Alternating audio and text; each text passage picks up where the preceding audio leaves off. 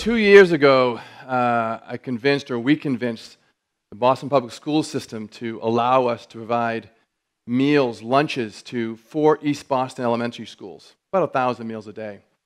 And to do this, we had to be subcontracted by the primary food service contractor, a big national service provider. I won't mention their name tonight.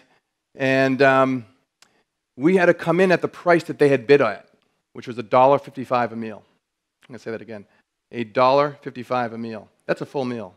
2 ounces of meat or meat alternative, a cup and a half of fruit and vegetable, 2 ounces of grain, prepared, packaged, and delivered. So clearly we're not doing this all for the money. What I wanted to show is we could actually provide a healthier, higher quality meal in the system that exists. A couple days into the service, we provided a grilled chicken salad.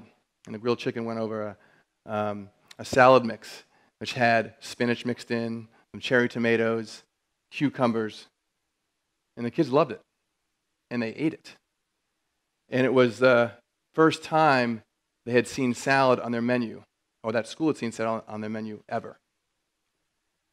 Entrepreneurs, a lot in this room, we don't wait, and we certainly don't wait for things to get worse. When it comes to curing our ailing food system, we're going to need an army of food disruptive entrepreneurs. I like that slide. Our modern technology, right? Our modern farmer, when we have the image of the modern farmer, many of us have seen it already, right? It's the farmer sitting in an air-conditioned tractor with GPS, self-guided systems, harvesting and planting hundreds of acres a day. That technology has allowed us to go from 1/3 of our population, no less than 100 years ago, to less than 2% today farming directly. Now, it's great because it produces vast quantities of food, but we have quality issues, and more importantly, we have sustainability issues. I mean, the 2 fundamental ingredients of successful agriculture, soil and water, and we continue to deplete them a lot faster than they replenish themselves. I would argue that we really need to think about a whole new system, a whole new food system. And for me, it starts with localized food systems. And being a city dweller, I think it starts with urban farming. Let's start with the land closest to us and see if we can turn that into production. And luckily, I'm not the only one who thinks this. And I want to introduce you to Bobby, Bobby, at the age of 9, was an avid gardener. And over the last 5 years, he's become a master urban farmer. And Bobby and I both happen to live in the same neighborhood. We live in Roxbury, urban Boston, code communities of color. And in these neighborhoods in Boston, Dorchester, Roxbury, Mattapan, there's a lot of vacant land. And we noticed that. So we both started asking the question about 5 years ago, say, what if we took some of this land and converted it into urban, micro-intensive farms? And not just environmental sustainable farms, but really economic viability. Can we actually create farms that pay people a decent wage and create jobs? Let me tell you what we learned over the last 5 years. We learned, as most of us know, it starts with the people, and it starts with really effective teams. And I've had the privilege of working with different teams over my career, and this urban farming team has been amazing. They do not know the word quit. And the farm manager is Tristan, Dorchester born and raised. Tristan started hanging around the farm a few years ago, volunteering. Last year, he was the first of a group of trainees, him and 8 others, that went through 16 hours of classroom training, and then they went into 200 of intensive on-the-field training led by Bobby. And when they graduated this past season, 4 of them came on to the enterprise team. And this enterprise team is made up of McD, an architect, one of the hardest working brothers in Boston. Don't get McD's way. Joined by Asada, who actually I call her the truth sayer. Never afraid to speak her mind, Asada. And Jamie actually is a former restaurant owner who does the account management and sales, and actually works with the team to make sure we have our availability reports ready every day of what we're making available to the marketplace. And this team supported by the founders, myself and Margaret, we don't work off of, the production team works off of 4 parcels, totaling about 3/4 of an acre of land. And every morning, actually 4 mornings a week, we're harvesting wholesale. That's primary our market. We're selling to restaurants, small retailers, and food service companies. And once a week, we're actually, and I'm really excited about this, we service a farmer's market in the neighborhood, so that food comes back to the community. And our secret sauce is the soil. So it's a raised bed concept, and that produces amazing, amazing stuff. So we do a lot of greens, head lettuce and mixed. We do root crops and carrots and turnips and a lot of our favorites like tomatoes and strawberries. And this, again, is going to the wholesale markets 4 days a week. And this is supported by a nonprofit infrastructure called the Urban Farming Institute. And I should say, meanwhile, as this team is growing food every day, I should tell you quickly about the economics. What have we learned over the last 5 years? Well, the average farm in Massachusetts grosses $64,000 on 67 acres of land. This team, this year, will gross $50,000 on 3/4 of an acre. That equates to $66,000 an acre. So this team does on 1 acre what an average Massachusetts farmer does on 67.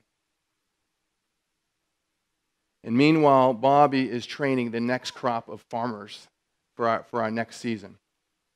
You don't create disruptive farm entrepreneurs without the right support. And the Urban Farming Institute provides that. It's a recently developed nonprofit that I'm actually a board member of. And it quickly does 3 things. It secures the land. And we have a very interesting relationship with a national land trust that gets these parcels farm ready. And land is a very tricky topic in the community. So we brought in a local land trust that has a really good brand and respect from the community. And that land would then transfer over to the local land trust. And the Urban Farming Institute helps steward the farmers onto this land. And for anyone who knows anything about urban farming or farming in general, it's about land security.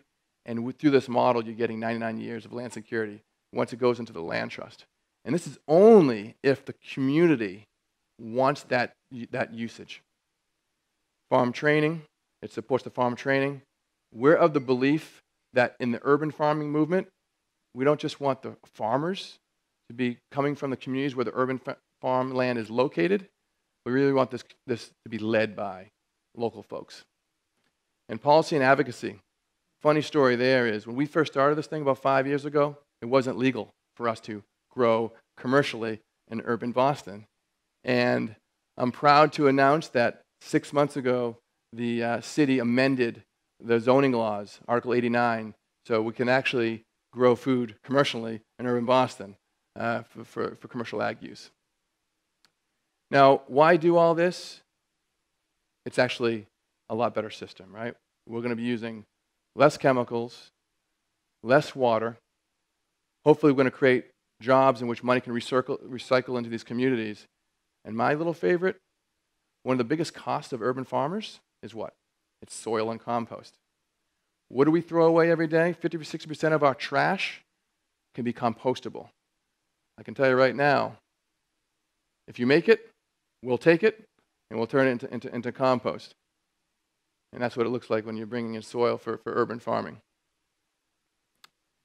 So this is a growing movement, and I'm really actually very humble and excited to be part of it. I would say as an entrepreneur, the real potential here is value added. How do we take value added and get that resource back to the growers? When I say value added, a basic value added, the carrot comes up, you peel it, you can chop it, and have it ready for food service providers. More complex value added is you turn that carrot into carrot soup. Interestingly enough, as the local food movement is growing, this growing ecosystem, we're seeing more and more incubator kitchens and food hubs. And just recently, we had a new incubator kitchen out of Dorchester that just opened this past summer. And the leadership there is looking at urban farming, looking at local farmers, saying, how could we value add to your product so we all benefit? And back to City Fresh. In the kitchen, we do a lot of value added there. we've actually piloted a program where we've taken this product, again, from the urban farmers and developed what we call medical meals. And they're super healthy foods that we work with 4 hospitals where folks who have chronic illnesses, they're getting these meals. Tasty, convenient, right to their doorstep. Showing that if you eat well and eat healthy, we can actually save the system a lot of money. And so this brings up bigger questions when we look at what we're trying to do in terms of creating a new food system. And I would end with some of these questions. What if? What if we took a higher fraction, say 20%, of the 800 acres that are vacant land right now in Boston and turned it into productive urban farms? And actually, better yet, if we led the example across the nation and we did it in every city. And let's not stop there. Let's knock on the doors of our suburban neighbors and say, you know what, that's a beautiful manicured lawn you have there, right? Can we convert some of that over to food production? We're ready. We'll come and help you do that. And let's continue to support this growing ecosystem to help the value added. So we're freezing, we're canning, and we're turning this stuff into prepared food. And we're creating a whole new local food economy. And my question is, what if? And it's up to what I call the disruptive entrepreneurs out there. And I say, let's take action tonight. Thank you.